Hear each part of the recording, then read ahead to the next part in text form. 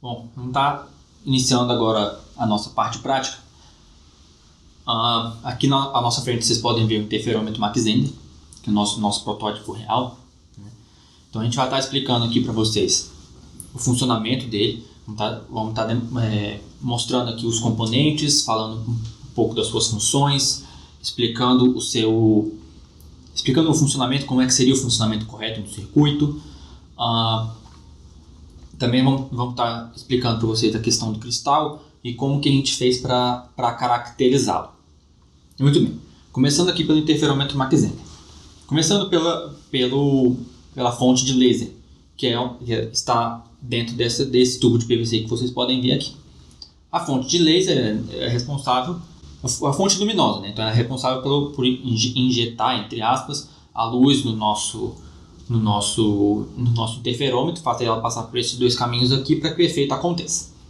À frente do primeiro laser, nós temos o primeiro espelho parcial, ou semi-espelho. E temos dois deles, eles estão localizados logo à frente da fonte de laser na sua diagonal.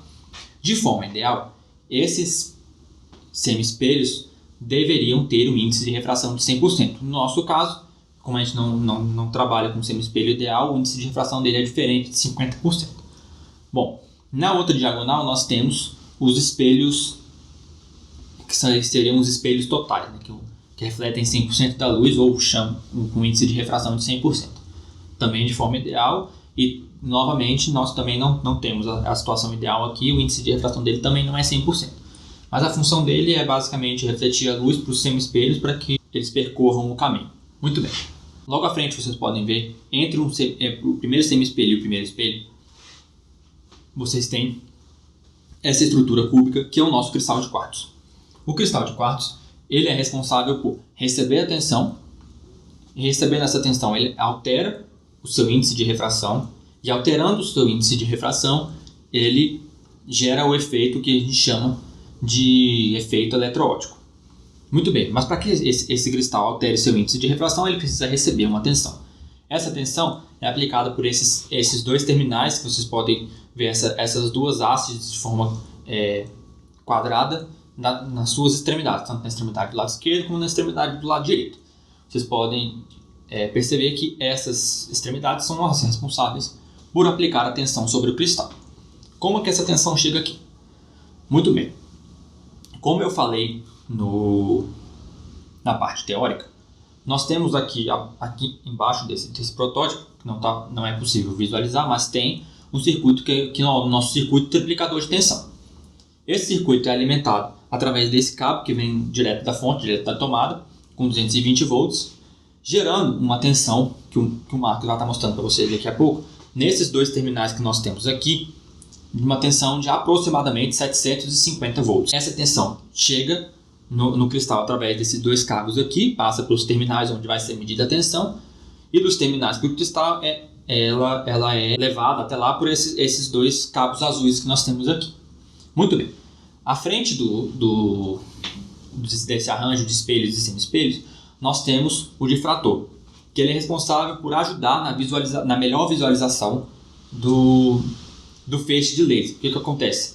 Ele difrata a luz, ou seja, é como se ele espalhasse a luz, entre aspas, para que a gente pudesse, quando a luz bater no anteparo, que é o nosso próximo objeto que nós temos aqui, que é esse objeto retangular do lado direito, que é onde a gente visualiza a diferença de comprimento, quando o cristal está submetido à tensão e quando ele não está. Essa tensão, essa diferença de comprimento, que é o dado que a gente precisa colher para ter a nossa alta tensão, para medir a nossa alta tensão, que é o objeto do nosso estudo.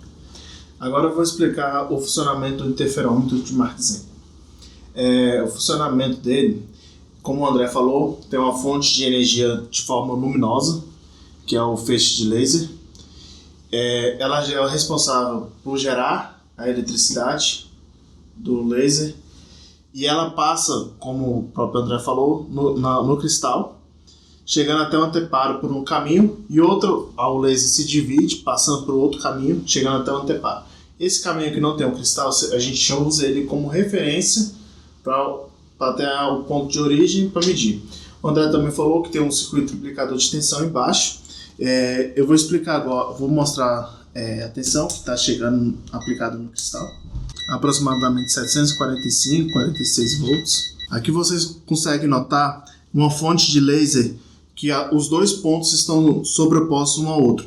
Vou interceptar o caminho de um dos lasers. Vocês podem notar o caminho de um dos lasers. Devolvi o caminho. Vou interceptar o próximo, chegando até o anteparo. O André também explicou a responsabilidade da grade de difração para facilitar a visualização. Vou colocar a grade de difração. Vocês podem notar que a componente de luz ela diminuiu a intensidade e aumentou a quantidade de focos, né? Ou seja, dividiu-se a luz. E você pode notar que um ponto de laser virou alguns pontos de lasers no anteparo. Isso a grade de difração é responsável por fazer. O funcionamento ideal disso seria da seguinte forma: o feixe de laser passaria pelo cristal de quartzo submetido a um campo elétrico e teria um outro caminho secundário, que seria o caminho de cá. Com a diferença entre o que passa pelo campo elétrico, que é submetido ao campo elétrico, e o outro, a gente conseguiria medir a alta tensão no próprio anteparo. Como o cristal que a gente adquiriu como se fosse quartzo e o cristal não é de quartzo, tivemos algumas dificuldades de perceber o efeito eletroóptico. Na verdade, não foi perceptível ao olho o efeito eletroóptico. Tivemos que começar a caracterizar o cristal. A caracterização do cristal ela é feita por um método matemático, na qual está referenciado no apêndice número 1 do trabalho escrito. Tem uma figura ilustrando também no próprio documento, dizendo que vamos usar também um feixe de laser. O feixe de laser é responsável por passar por dentro do cristal. Ele vai entrar numa posição no cristal, de acordo que vai se ajustando o ângulo do próprio cristal, ele vai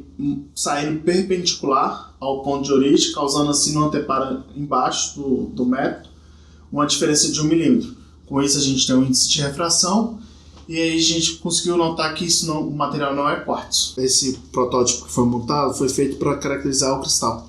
O nosso cristal, que a gente comprou supostamente quartzo, foi submetido a alguns testes, ou seja, algumas medidas. A face superior do cristal ela foi medida 4 vezes consecutivamente. Todas as faces foram medidas 4 vezes, totalizando 24 medidas. A medição do ângulo necessário para causar uma refração foi posicionado, né? Esse aqui é o nosso cristal, para a gente poder fazer o centro do feixe de laser.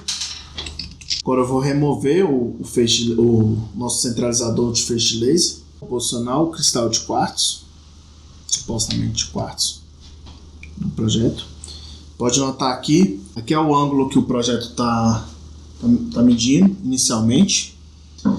Vou mexer no potenciômetro que tem atrás para fazer o controle do servo e ajustar o feixe de laser até causar um distanciamento de 1 milímetro. E nesse ponto, quando causa um distanciamento de 1 milímetro, a gente tem um ângulo. Foi introduzido uma ferramenta do MATLAB para que a gente obtivemos com isso a gente obteve o ângulo de refração. O ângulo de refração, iniciamos e tivemos um coeficiente de refração. E aí, com isso, a gente conseguiu comprovar que esse material não é de quartzo. Isso é importante só a gente dizer novamente, né? A gente já disse na parte teórica, que essa medida aqui, assim, ela surgiu em decorrência da gente imaginar que o nosso cristal não era de quartzo. Então, decorrente dessa suspeita, a gente precisou usar desse instrumento aqui, que nada mais é, como o Marcos explicou, um instrumento para medir o índice de refração do cristal, certo? E tendo feito essa experiência, como ele falou, a gente chegou à conclusão, então, que o nosso cristal não era de quartzo. Agradecemos a presença de todos, agradecemos ao nosso orientador, agradecemos a presença do professor Ronald e agradecemos também a presença do professor Tomazelli. Bom, agradecemos a oportunidade, né, que nos foi dada aí, esses 40 minutos, né, que a gente tinha parte teórica, mas parte prática.